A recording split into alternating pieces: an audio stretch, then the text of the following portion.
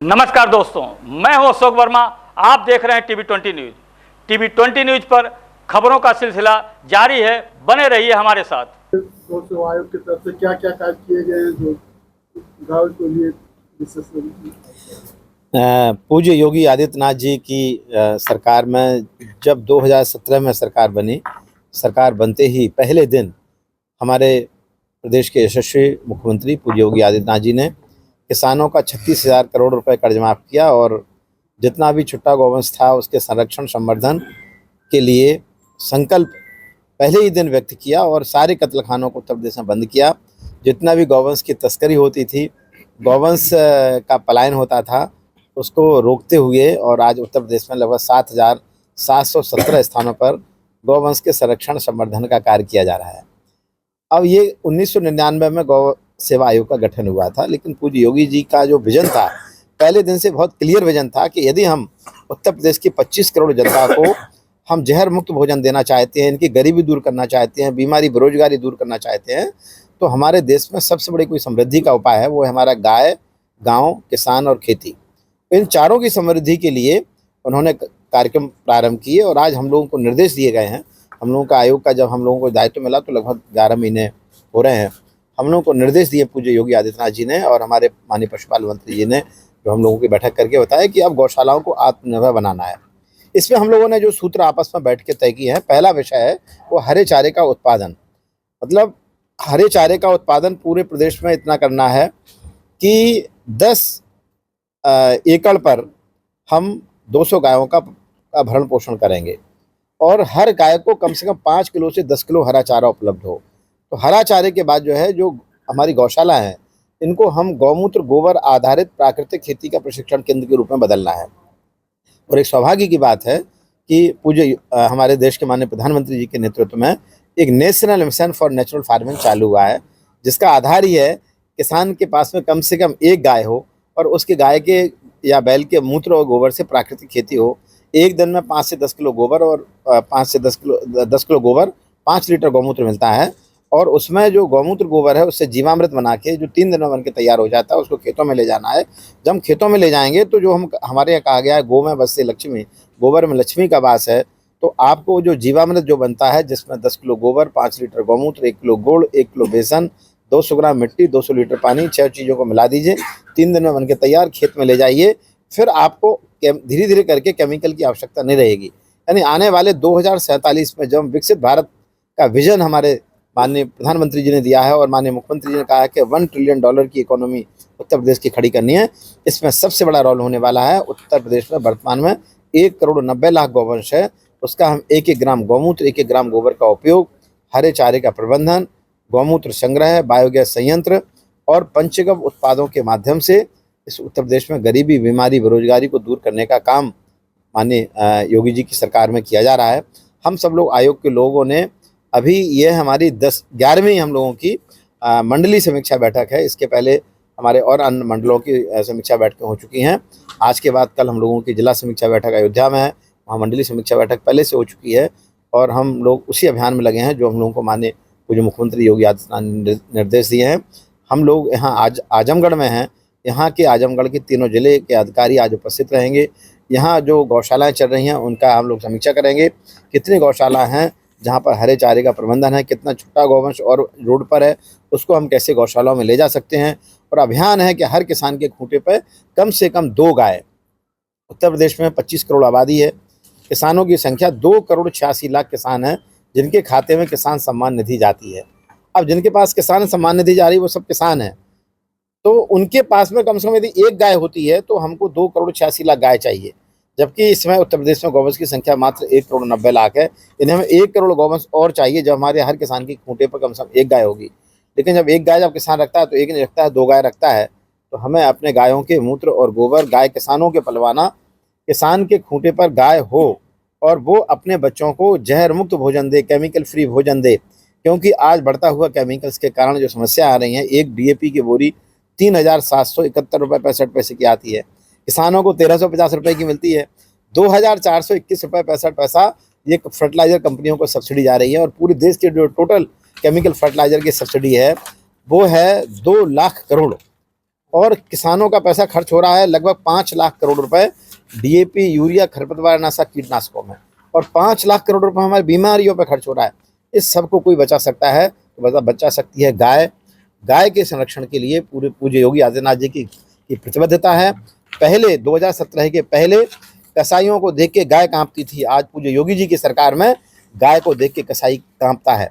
तो आज हम सब लोग समर्पित है इस बात के लिए कि हर किसान, ये इसको एक सामाजिक अभियान चलाना है, ये केवल राजनीतिक ही नहीं है, ये केवल पूज्य योगी जी का सपना है कि बच्चे पिएंगे गाय का दूध, खेती कराएगा गोबर गौमूत्र, बच्चों की थाली में जहर मुक्त भोजन, परिवारजनों की थाली में जहर मुक्त भोजन, और गौ आधारित प्राकृतिक खेती एवं खेती आधारित कुटीर उद्योगों के माध्यम से चलें गांव की ओर, चलें गाय की ओर, चलें खेत की ओर, चलें प्रकृति की ओर, और उत्तर प्रदेश में $1 ट्रिलियन इकोनॉमी की अर्थव्यवस्था को खड़ा करने के लिए पूज्य योगी जी की सरकार का जो गौ सेवा आयोग से जो अपेक्षा है, हम लोग उनके निर्देशों का पूरा पालन करते हुए आज हम लोग आजमगढ़ में आए हैं, और इन्हीं सारी चीज़ों को लेकर आज हम सारे यहाँ के अधिकारियों से वार्ता करने वाले हैं। पशु उद्यमिता को लेकर आपका आयोग क्या कर रहा है?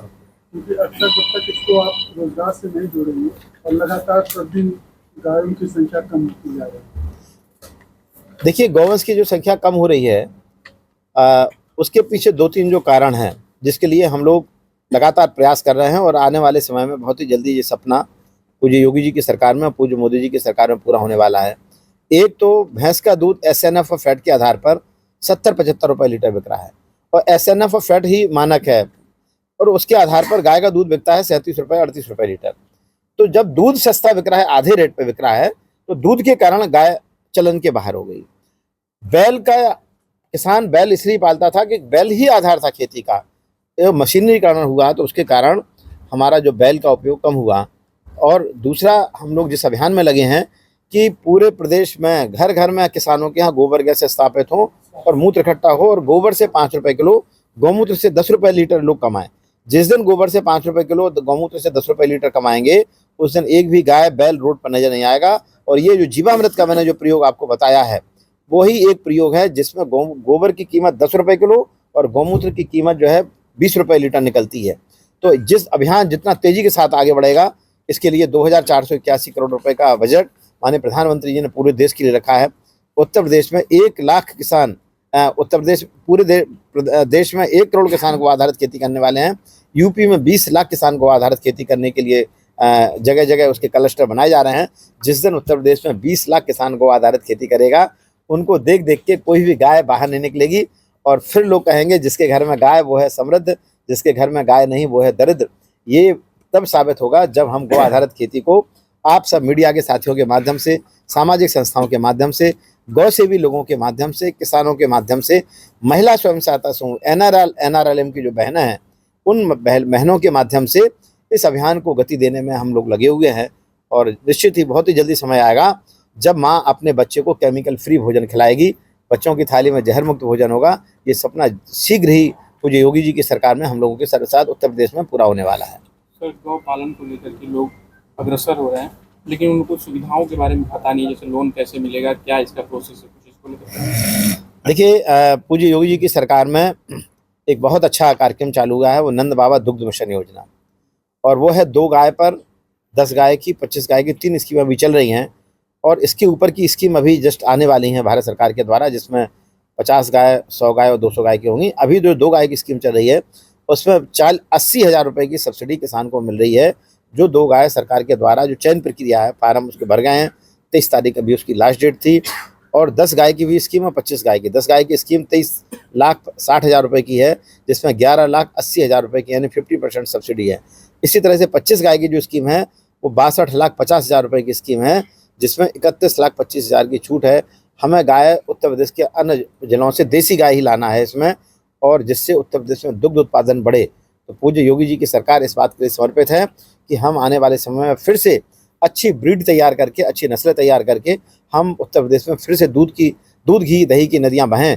इसके लिए योगी जी की सरकार समर्पित है। वो विज्ञापन अखबारों में निकला, सबको मालूम है। हर जिलाधिकारी ने भी अपने स्थानीय स्तर पर भी समाचार दिया है, और जो उसमें भरने वाले थे, मैं समझता हूँ 90% लोगों ने भरा है। जो थोड़ा नहीं जान पा रहे हो, वो स्कीम फिर आने वाली है, फिर आएगी।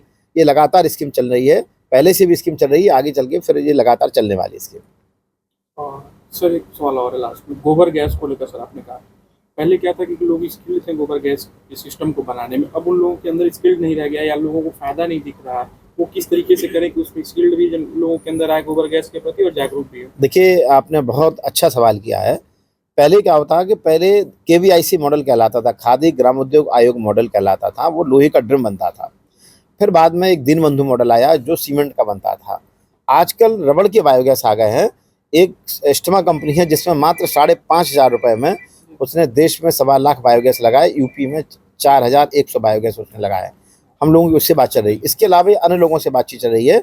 उसमें सिर्फ इतना काम करना है कि आपको जो रबड़ का बायोगैस है उसको एक जगह उसको स्थापित कर देना, चारों तरफ इस तरह की सुरक्षा करना है कि उसमें गाय बैल उसके ऊपर पैर ना रख दे उसको, और आप गोबर जो घोलने वाला है उसको रख देंगे। और वो बायोगैस जो है अलग अलग कंपनियों के अलग अलग रेट है। चूँकि गोबर गैस के रेट तो है 40,000 रुपये, लेकिन उसको सरकार ने और कार्बन क्रेडिट ने सब्सिडी उसको दी है, तब वो सस्ता था। कुछ कंपनियां हैं जो 17-18 हज़ार का बायोगैस लगा रहे, कोई 20-22 हज़ार का बायोगैस लगा। अलग अलग कंपनियों की अलग अलग क्वालिटी है, अलग अलग रेट हैं। तो अब उसकी मुझे ज़्यादा आवश्यकता नहीं लग रही है अभी, क्योंकि हर व्यक्ति चाहता है कि आज सोचा और आज ही उसके यहाँ गोबर गैस लग जाए। तो उसका एक ही उपाय है कि आने वाले समय में यूपी की पूरे 75 जिलों में बायोगैस का नेटवर्क फैलाना, हरे चारे के लिए नेटवर्क फैलाना, ये सारी चीज़ों को हम लोग कर रहे हैं। आज हम लोग इस बात को लेके अपने अधिकारियों से भी बात करने वाले हैं कि यहाँ कोई ना कोई ऐसी एजेंसी आगे आए जो बायोगैस के जितने भी डिफरेंट मॉडल हैं पूरे देश में चल रहे हैं उन सब के बारे में जो जानकारी दे सके, समय समय पर अखबार में आ सके, मीडिया में आ सके, लोग इस बात को समझ जाएं कि गोबर गैस की स्लरी गोबर की खाद से 5 गुनी ज़्यादा अच्छी होती है और गैस फ्री मिल रही है। अभी वर्तमान में जितना कचरा और गोबर वातावरण में फैला हुआ है, डला हुआ है, गोबर का ढेर लगा हुआ है, उससे मीथेन का उत्सर्जन हो रहा है और वातावरण में जाके ग्लोबल वार्मिंग का कारण बन रही है। यानी इतनी बड़ी एनर्जी हमारी वेस्ट जा रही है, जबकि उस गोबर गैस को और कचरे को लेके हम गैस का प्रोड्यूस करके जो है हम जब ले जाएंगे तो घर में खाना भी बनेगा, ट्रैक्टर भी चलेंगे, वाहन भी चलेंगे। मैं IIT दिल्ली में जिस डिपार्टमेंट में था, BDTC IIT दिल्ली में, वहाँ कचरे से बायोगैस से कार चल रही है। महिंद्रा एंड महिंद्रा का इंटरनेशनल ट्रैक्टर चल रहा है, ऑटो चल रहा है, बजाज और जो है एक्टिवा गाड़ी चल रही है। यहाँ भी सरकार ने अभी ग्रीन एनर्जी के लिए 20,000 करोड़ रुपए स्वीकृत किया हुआ है।